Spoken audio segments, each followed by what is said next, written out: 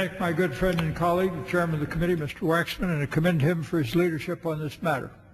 I'm also delighted that we have this bill to the floor today. I urge my colleagues to support the Family Smoking Prevention and Tobacco Control Act. And I would point out that we will be shortly following it up with legislation to protect Americans from dangerous foods and to give Food and Drug Administration the authority and the money which it needs. That will be followed by additional legislation to address the question of pharmaceuticals. I urge my colleagues to recognize that this not only does what needs doing, but it also gives to the Food and Drug Authority the authority and the money which it needs and the personnel which it needs to carry forward its mission as it goes about its business. I would point out for too long we have starved them for both authority, resources, and personnel. It is time something be done about this.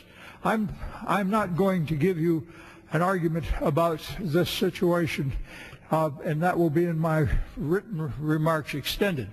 But I want to tell my colleagues that the graveyards are full of people who occupy those places because they smoked and because we tried voluntarism. Well, voluntarism filled the graveyards, and the constant attacks that have been made on Food and Drug Administration and the deprival of it of proper authority to carry forward its responsibilities and the personnel that it needs have brought us to the situation where we have to do the kind of thing that we're saying. So don't talk to me about voluntarism. Understand it has failed calamitously, and people are dying every day because they smoke. Now, having said that, I want to tell you a little story about when we passed the first legislation to begin to warn people about the dangers of tobacco that were found by the Surgeon General in his report to the United States and to the Congress. A little guy came before the committee and he testified before my dear friend John Moss and I, who were the major proponents of that particular legislation at that time. He said, "Now you don't know me, but I'm a pathologist and an internal medicine man. That means that I can tell you why you're going to die, or I can tell you why you did die." He said, "I don't have a prepared statement here today, but I have a number of exhibits I'd like to present to the committee." So he reached in his briefcase and he pulled out a human lung. He said, "Now this is a normal person's human lung. It had a certain life to it."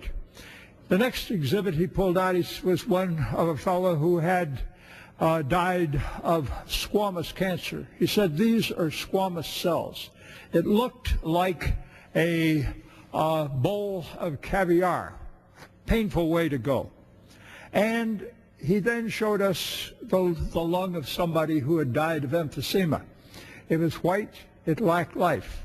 He said this man literally strangled because he did not have the ability to drive oxygen from the air. I thank the gentleman. He pulled out another lung and he said, "Now this is the lung of a smoker. It was black, dirty, nasty, and you wouldn't want to have it inside you." He said, "Now my message to the committee is very simple.